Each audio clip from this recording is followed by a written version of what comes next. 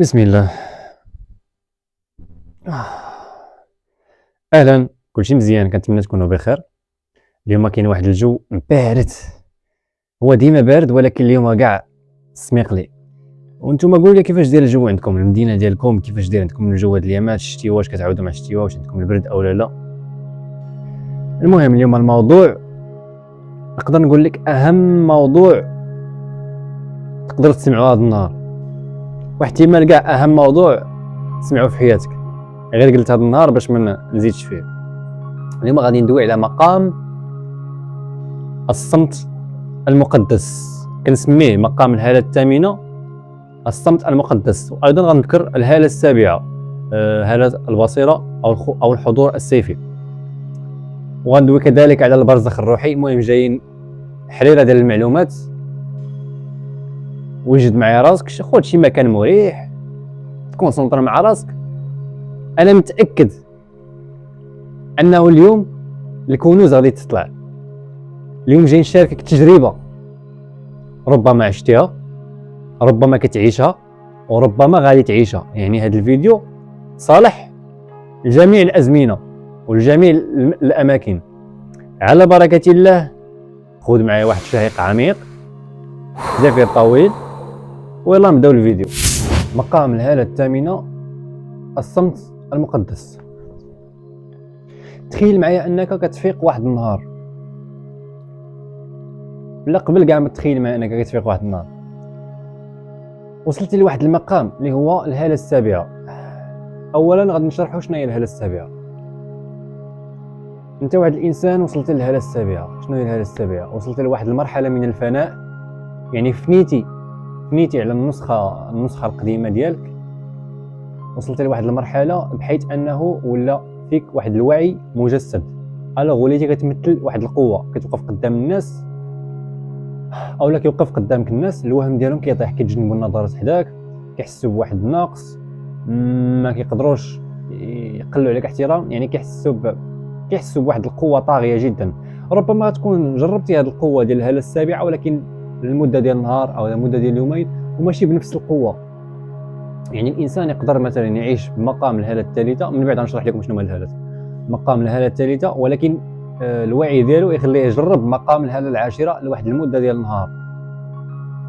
في حين انه هاد التجارب هادو عادي، يعني كتطلع وكتنزل، كتطلع وكتنزل، كتطلع وكتنزل.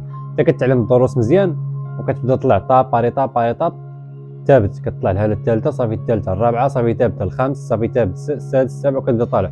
المهم فاش كتوصل للهاله السابعه، وكتكون حاضر فيها، كتكون بكامل القوه ديالك، يعني كتكون حاضر في هذا المقام. هنا كتولي عندك واحد البصيره خطيره جدا، خطيره جدا. كتمشى في شي مكان كتحس باللي داك المكان كامل كيضوي بك نتايا، كتحس باللي الناس كيشوفوا فيك، كتحس باللي حقك كيرجع لك حتى لعندك، وانت عند بالك بانه انت زهري او لا. متفق معك، ربما زهري او لا زهريه. كيكون عندك واحد المواهب، يعني كتكون عندك واحد الطاقه ديجا موروثه في الداخل ديالك، اللي انت مازال اصلا ما مستعدش ليها، وهذه هي سبب المتاعب ديالك. الناس كتحسدك وكذا، وهذا من الصغر كتحاول تطفي لك نورك من الاول. لكن ما كيعنيش انه هذه الهاله هذه خصني يكون زهري باش نوصل لها. اي انسان كيوصل لها، هذا نورك الداخلي. والزهري نيت ما كيكونش بالضبط في هذا المقام هذا، ولكن كتكون عنده لمحه منه بانه كيستاهل يكون في هذا المقام، غير خصو يبدا يخدم على راسو. المهم كيوصل لهذه الهاله هذه، يعني كتعيش النجوميه، الناس كتبغيك، كتنجذب ليك كذا اكسيتيرا، كتكون معروف. انت ما معروفش ولكن كتكون معروف، الناس كتجي تسلم عليك. المكان اللي مشيتي ليه كتضوي عليه، كتدخل القهوه، سوق، اي مكان، كتحس باللي الجو كيتبدل من بارد لسخون او من سخون لبارد. كتقرا نوايا الناس، كتكون عندك بصيره حاده. بعض المرات كاع كتقرا الهالات ديال الناس بدون وعي. كيبان لك واحد هاله في اللاوعي ديالك، كيبان لك واحد الهاله داك الشخص ظلاميه، كيبان لك واحد الهاله شهوانيه في داك الشخص، هاله نورانيه في داك الشخص.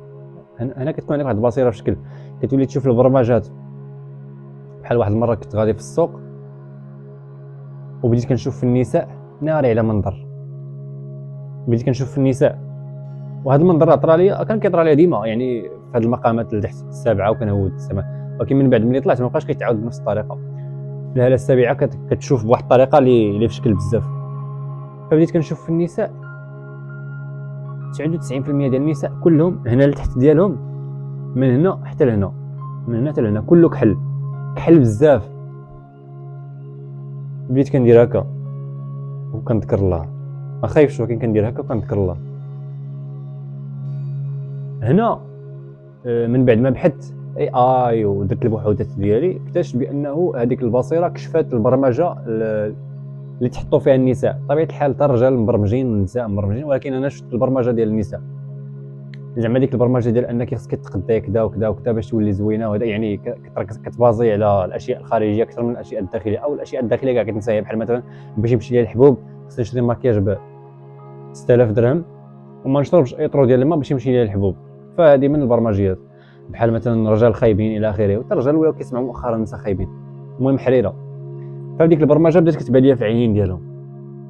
شفت كذلك واحد السيد بانت لي عنده هاله ظلاميه، بدا كيتمشى وكيقيس الدراري الصغار على راسهم بحال ما هكا، كيقيس لهم راسهم بحال ما هكا، زعما راه بحال تقول ديك اللعبه ديال كنقيس لك راسك بالبركه.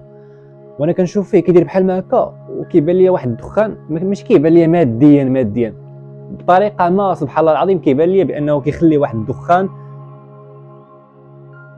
ما بين الرمادي ولكن غادي للاسود بزاف، يعني واضح طاقه شريره كتهود الراس ديالهم. فاي دري قاسو كيخلي يدو داك الدري كيبكي اولا كيتديرونجا ولا ما كيبقى عليه والو، ولكن ديك الطاقه الدراميه كتدخل ليه. حسيت بلي خصني ندير شي حاجه. الهاله السادسه كتشوف، الهاله السادسه كتشوف ولكن ما عندكش السيف. الهاله السابعه، يعني الهاله السادسه كتعذبك، داكشي اش كنقول لكم صوروا فيها. الهاله السابعه كتشوف وكيكون عندك السيف. الوغ هنا شنو درت؟ تبعته من اللور بطريقه ما بحال مكلف، ما تحركش راسي، تحركت راسي ولكن المهم فهم. تمشيت موراه كيدير الدري بحال ما هكاك، وبطريقه ما كنتمشى من خلفه بحال ما هكا، تقصت ليه رجلي، قصت ليه رجلو من اللور بحال كنت نطيحو بطريقه ما قلت لك لا اراديا. تحركت، المقام حركني اولا الهاله حركتني اولا سمي كيف بغيتي، حركتني، قصت ليه رجلي كان يطيح. شاف فيا بحال ما هكا باينه فيه شي دوك الباد بويز. شاف فيها واحد الشوفه كيخنزر، شفتي بحال ما كان نورمال بحال ما كان. شاف بحال ما كان ويدير العيني ها ويرجع بحال تقول بحال قال في داخل ديالو عرفتك شكون انت. هادشي كان طرف اللاواعي. يعني هو فاش شافني راه ما شافنيش انا، شاف مقام الهاله السابعه، شاف السيف كيضرب فيه، شاف النور كيقول ليه تقاد معايا. هنا تخلع ورجع. الطاقه الظلاميه ما عندها ما دير مع هذيك الساعه. صافي هنا تخلع ورجع كمل طريقه. صافي مشيت. يعني هذه هي مقام الهاله السابعه. يعني تخيل معايا تعيش هذا الشيء. نقدر نقول لك كتعيش المجد، الحقوق اللي ضاعت لك، الناس اللي ظلموك كذا اكسيتيرا، هادشي كامل كيرجع لك في الهاله السابعه. الهاله السابعه اولا كتدعي على شي شخص اولا كذا كطرى ليه. هذه كاينه. فاش كنت في الهاله السابعه مثلا، وصراحه حتى دابا وكنشوف مثلا في شي بنت، لانه مثلا كنغض البصر وكنشوف شي بنت كتكون مثلا لابسه ملابس فاتنه كتاديني كنشوفها هكا بطريقه غير مباشره، كتاديني كنحيد عيني كنقول واحد الجمله باش ديك الطاقه ما تبقاش لداخل ديالي واستافدوا منها. باش ديك الجمله باش ديك النظره، حيت راه نقدر نحيد عيني ونقول استغفر الله، ولكن غنمشي نعس غيشدني احتلام. فكنحيد عيني وكنقول حسبنا الله ونعم الوكيل. هنا الطاقه ديالها اللي دخلت ليا واللي غادي نحترم بها، ولا كيمشي داكشي كيرجع للمولاه اولا كيمشي للمصدر، المهم كيمشي لشي بلاصه. فكنقول حسبنا الله ونعم الوكيل، كتمشي لهذيك الطاقه. ولكن شنو كندير من بعد حسبنا الله ونعم الوكيل؟ الا قلت حسبنا الله ونعم الوكيل وحدها، بحال تقول رسلت اشاره نورانيه لان ديك الشخص اجاتني وخايبه وخصها تطفى، يقدر نكون سبب باش يطفى لها النور ديالها. الوغ شنو كندير؟ نقول حسبنا الله ونعم الوكيل، يعني كنرد الطاقه كنحيد الطاقه اللي دخلت عليا. اللهم ربي اهديها، اللهم اغفر لها. هكا كيبقى عندها داك النور. ممكن كاع يستجيب لك الله في ديك الساعه ويغفر لها الله ويهديها. هكا ضربتي عصفوران بحجر واحد، حميتي راسك ودعيتي مع الناس، ديتي اجر. المهم تخيل معايا كتعيش هذا المجد حقك كيرجع حتى لعندك من بعد مده طويله. تخيل معايا انك كتفيق واحد النهار كتفتح عينيك بحال ما هكا كتسمع والو. انت كتسمع ولكن كتسمع دخلتي في واحد المنطقه ديال الصمت، كتحس براسك بحال دخلتي في واحد العالم وهمي او عالم موازي. كتنوض كتمشي عند مالين الدار، كتلاحظهم كيتجاهلوك بواحد الطريقه، كتحس براسك بحال واحد الضيف حاضر. هنا كتكون دخلتي بعدا للهاله الثامنه.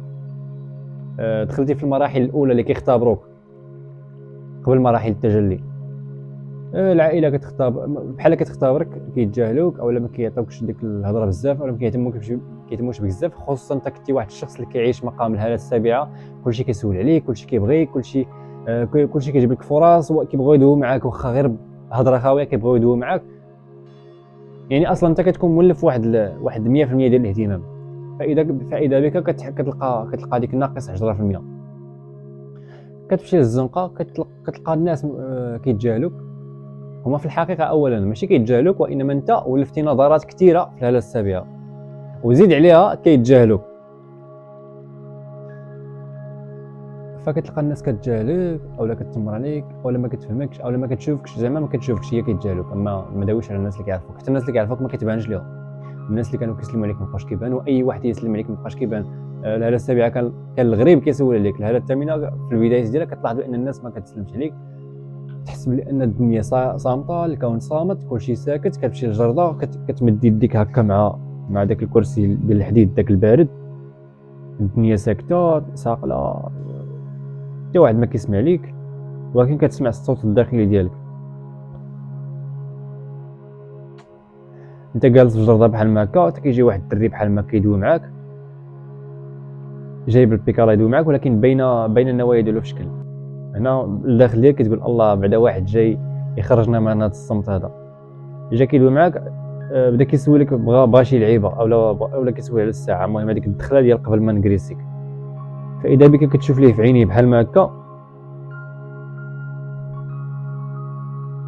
كيرجع للور كيقول لك اسمح لي وكيمشي في حالاته. هنا كيكون لانه مقام الهاله الثامنه كتكون مخفي على الناس، ولكن ديك الطاقه الكهرومغناطيسيه اللي كانت عندك في الهاله السابعه راه ما اختفتش، هي باقا. يعني ديك الحمايه الالهيه راه باقا. فهو تزنزن ما فهمش، بحال حقرك في الاول، ولكن حس بشي حاجه اكبر منك ومنه خلاته يرجع في حالته. المهم فهمتي بان انت واحد الانسان كيبحث وكذا اكسيتيرا. فهمتي بانك كاين في واحد المقام الهاله الثامنه، الصمت المقدس. بحثتي على راسك مزيان باش تثبت المقام. فهمتي بانك خصك دير واحد الصمت مده ديال 3 ايام، صوم الكلام عن الناس. داكشي اللي درت، صوم الكلام عن الناس لمده ديال 3 ايام. صراحه صعيبه وواعره، كيطيح لك افكار، الهام، كذا الى اخره. اول مره نديرها صراحه، وكنتوقع نعاود نديرها، ولكن ماشي دابا، واحد المده صعيبه بزاف، ولكن واعره. فيها كيجيك افكار، الهام، كتعرف على راسك. المهم كتلقى راسك بانك صمت هذيك 3 ايام.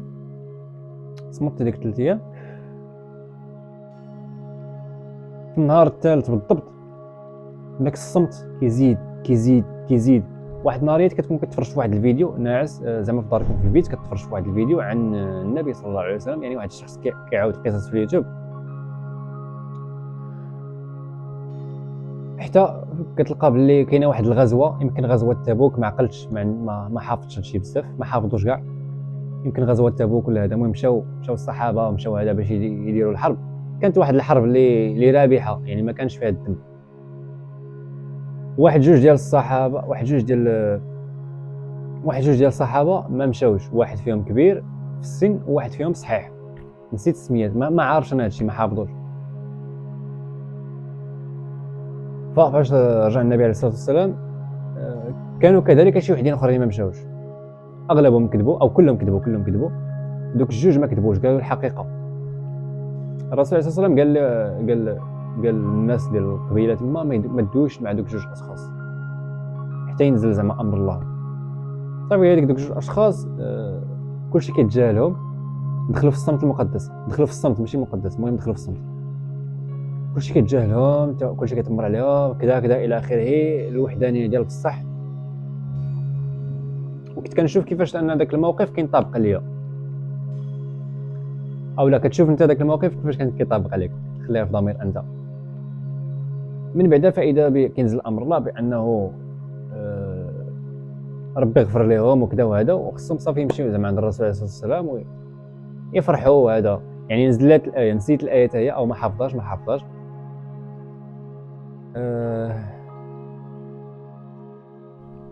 فهنا سبحان الله العظيم حسيت بديك القصه كتلمسني كاملين، فحطيت نفسي مكان دوك الصحابه، انني انه جات ديك الحرب وما مشيتش جاهدت فيها وكذا، وفهمت بانني كيفاش كنت مقصر مع النبي صلى الله عليه وسلم على الصلاه عليه، ما كنتش كنصلي عليه بزاف. هنا كتكتشف بانك بديتي كتدمع، يعني بدا كيرجعوا لك السيناريوهات ديال حياتك، بديتي كتدمع، كتفرغ واحد شويه، كيجيك واحد الهواء على الوجه ديالك بحال شي انت والمخيله ديالك بحال شي حاجه كتمسح لك الدموع ديالك. هذاك هو ما يسمى بالفتح. فاذا بك الغد ليه كتفيق وكتكتشف بانه الناس ولات كتشوف فيك بطريقه جديده، احسن كاع من الهاله السابعه، بطريقه جديده. ولا وجهك منير، ولا الفرج كيجي من جميع الجوانب، يعني تفتح عليك. هنا عاد دخلتي عاد تفتح لك مقام الهاله الثامنه اللي كتسمى الصمت المقدس. كان هذا هو الفيديو. هذه قصه عفويه، نتمنى تلقاو فيها راسكم او غادي تلقاو فيها راسكم مستقبلا. عفوا.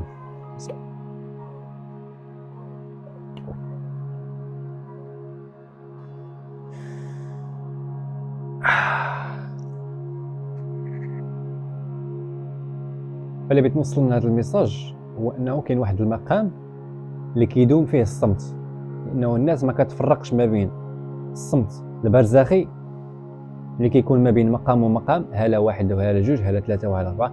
داك الصمت كيكون ما بين من الاخر كيكون ما بين نهار 3 ايام، كاين اللي كيبقى معاه 3 ايام، وما بين مقام يقدر انا هذا المقام عشت فيه 7 ايام وواعي كيفاش ندبتو، كيفاش نتعامل معاه، ومع ذلك كرفصني 7 ايام. كاين دابا اللي عايش في هذا المقام عامين 3 سنين باقي في هذا الصمت المقدس. فنتمنى هذا الميساج يكون وصل ليه ويفهم شويه من هذا الميساج، الطاقه اللي بارطاجيت. كان هذا هو الفيديو. الا بغيتو ندوي لكم ندير لكم فيديو جاي يكون على المقامات، نشرح فيه المقامات، مقام 1 2 3 4 5 6 7 8 9 10، وعلاش لا الا توفقت نشرح لكم حتى 15 مقام 15. اخر مقام فيه نور الذات. من بعد مقام 15 كتنقز لواحد المكان اخر. ما بغيتش نفتنكم، ما بغيتش نشرح شي حاجه اللي ماشي الوقت ديالها. وبالنسبه للناس اللي كيعانيو من المقامات، كيطلع مثلا هاله 1 2 3 كيطلع كيعاود يهود، او كيعيش تجربه مثلا من الهاله السابعه او الثامنه او الى اخره وكيعاود عاوتاني يهود، يعني دوك المقامات العليا كيكون غير كيجربهم كيعاود يهود. والزهريين والزهريات والناس اللي مهاجمين، يعني العالم السفلي كيبدا يهودك. شتي بمجرد كتدخل المقام الهاله الرابعه، هاله الصرامه النورانيه، ونشرح هادشي كامل في الفيديو الجاي ان شاء الله. بمجرد ما كتدخل لها العالم السفلي كيجد فيك بسنانه وبيديه، كيبدا يجرب فيك، كيرسل لك اي حاجه ترجعك للور. الدراري كيجيوهم فتيات، الفتيات كيجيوهم دراري لاباس عليهم فلوس كذا الى اخره. باي طريقه كيجروك. مستقبلا غادي نخدم لكم على واحد ورد نسى عليا شي حاجه، مستقبلا نسى عليا شي حاجه سميتها نمشي عند الراقي، او لا حتى نسول شي واحد، او نقرا 60 حزب نطلقها في ودني كامله باش يخرج داك الشيء. ورد واحد، ورد دفاعي، كيكون عن طريق التخيل، عن طريق رشه الماء والملح في البيت، وعن طريق تقول داك الورد. وورد هجومي، العالم السفلي ما كيبقاش يشوفك انسان بغى النور او لا انسان بغى الخلاص، وانما غيولي يشوفك واحد انسان روحي عنده حدود سياديه ما يقدروش عليك. هنا غتولي تجيهم الرهبه منك، ولا جاتهم الرهبه منك، راه لا ميم شوز ان حتى الانسان كتجيه الرهبه منك الا كان فيه داك الشيء او لا طاقه ظلاميه. هذا الورد المستقبل غادي نجهزو، وبطبيعه الحال غيكون فيه واحد الثمن رمزي باش ما يدخلش بنادم فضولي ويستعمل داك الورد بطريقه لا تفيد، لانني كنبارطاجي علوم سريه باطنيه عميقه جدا اللي خصك تقرا عليها 1 مليار كتاب قديم باش يلا تجبد منها شويه شويه شويه. الا بغيتوا هذا الورد باش نعرف بانه واش مهتمين بعدا به، خليو لي في التعليقات، وما كان ما يكون غير الخير ان شاء الله. كان معكم ايمن، قوه الحضور والوعي.